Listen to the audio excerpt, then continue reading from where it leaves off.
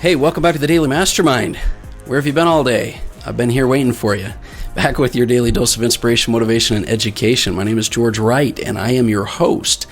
And I'm going to take a couple minutes today, and I want to talk to you about how to create certainty in a very, very uncertain world. I want to give you a few strategies to deal with uncertainty. And, I think you've probably noticed this week we've had kind of a common message of fears, uncertainty, dealing with failure.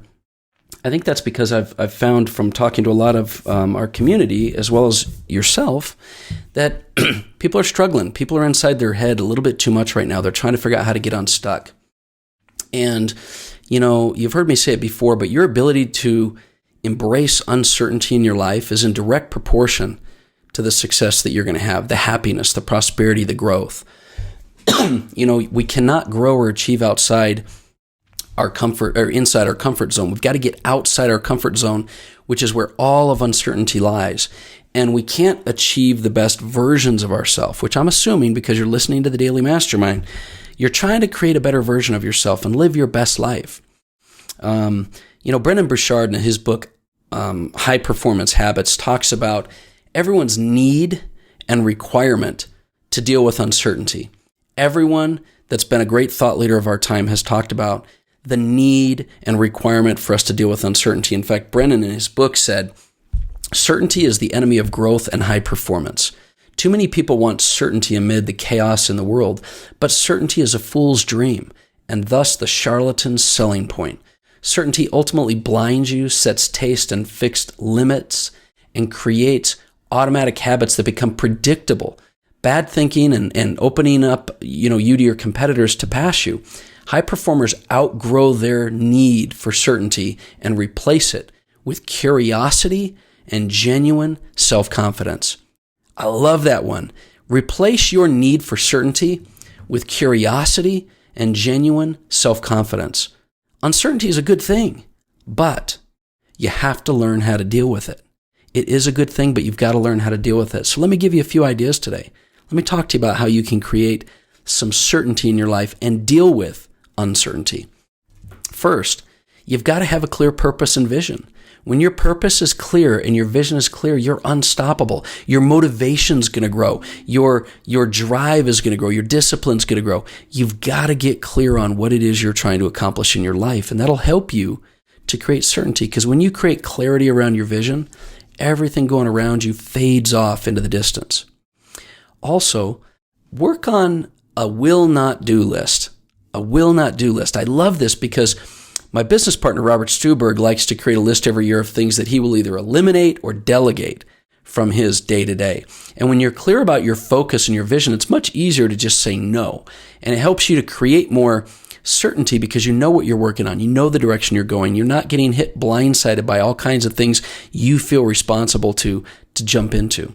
So create a I'm not going to do it list, or I'm going to delegate it or delete it list.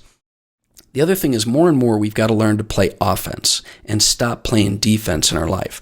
When you're an offensive player, you're not worried about all the things coming at you. You're worried about going after all the things you want. Most people spend their entire life playing defense by reacting to all the things in their life, and it's just a distraction. It's just keeping you from your greatness. The day-to-day issues that come up can overwhelm us, obviously, but sometimes you need to just let some balls drop. And more importantly, you need to schedule and focus the time to do the most important things. Stop worrying about all the other things. Become great at offense, which is really how you're going to control your destiny, is becoming great at offense. Now, don't neglect the most important thing in the game of life, right? And that's you. You've got to focus on self-care. You've got to focus on taking care of you. And what I mean by that is clearly identify ways that you can take care of building your mind, your body, your spirit, your relationships. Taking care of your mind, body, spirit, and relationships are so critical for you to have that strength, that mental confidence, and that self-esteem to move forward. A gratitude practice, for example. Spending time by yourself, spending time working on your own growth and development, which leads me into your health. Most of you know that I'm very much a health and fitness conscious guy. One of your greatest assets in your life is your health. We talk about things that most unsuccessful people don't think about. What are the assets in your life? The first thing that comes to me is time and health. Most people are thinking assets are money, net worth, their job, their opportunities.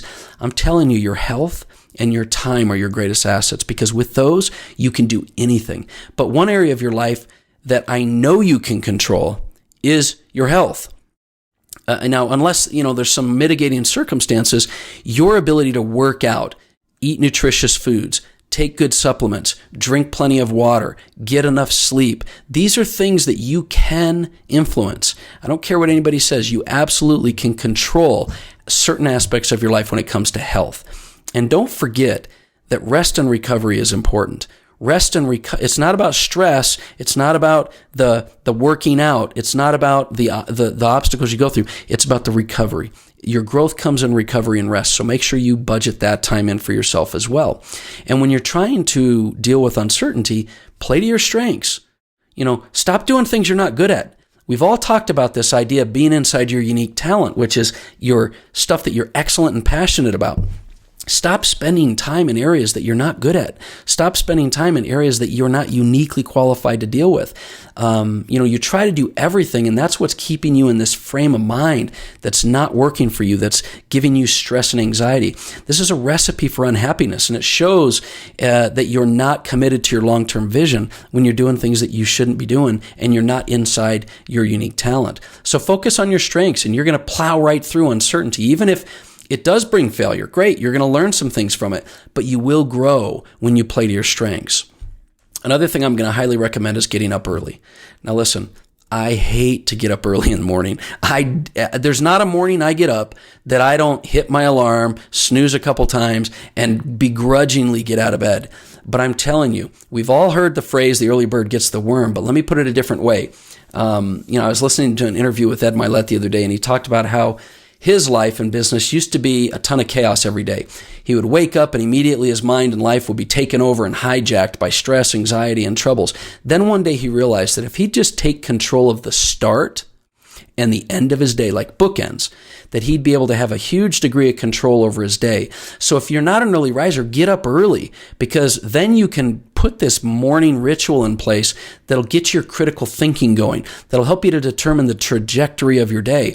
And that extra little time in the morning can help you do that. And even though you don't want to do it, man, it's going to give you so much more peace of mind throughout the day. My morning routine consists of meditation, workout, and affirmations. And, my ending of my day is generally journaling, a little visualization, but just kind of more rest and regrouping. So be early riser. Be an early riser and bookend your days. Another one, and I know that you're going to think this is kind of off the mark, but keep a scorecard. Keep a scorecard. When you're dealing with uncertainty, you can't hit a target that you can't see, right? So you set goals. We're talking about all of this idea of winning the game of life and being focused on your clarity and purpose and things of your goals. How do you do this without a scorecard? Every time you sit down and you are not sure where you're at, and you're floundering around, and you're not exactly sure where on your course, where on your path you're actually at, that creates doubt, and that uncertainty will creep in. But it's way easier for you to do things when you have a scorecard. You know you're progressing. You know you're going down the right path. And if you're not, you know what you need to do to change that. It's those little mile markers along the way that give you some peace of mind when you're dealing with the chaos of the world. Create KPIs for your business. These are key performance indicators, KPIs.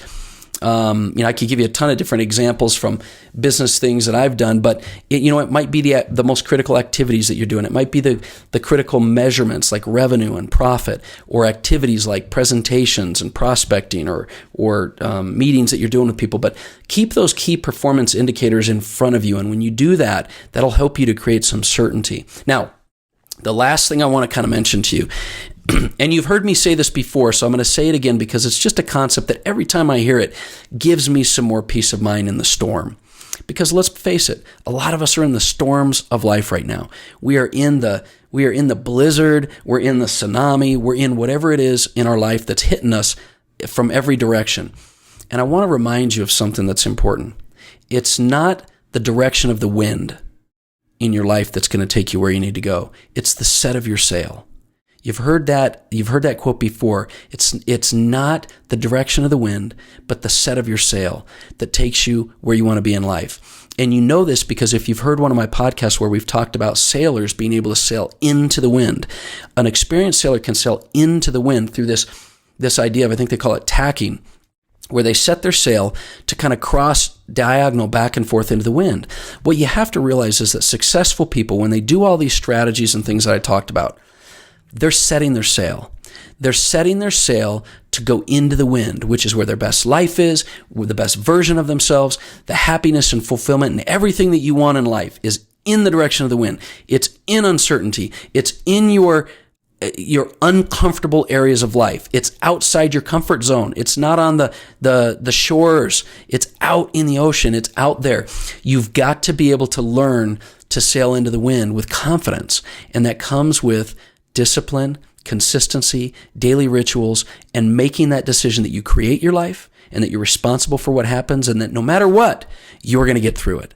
So that's my message for today. I believe that your ability to look for and anticipate and want uncertainty because you know it's going to create success in your life, and to give up this need for certainty and comfort, give up that need for certainty and comfort, that's what's going to take you into a life that is going to help you live extremely fulfilled and extremely profitable, extremely prosperous and successful.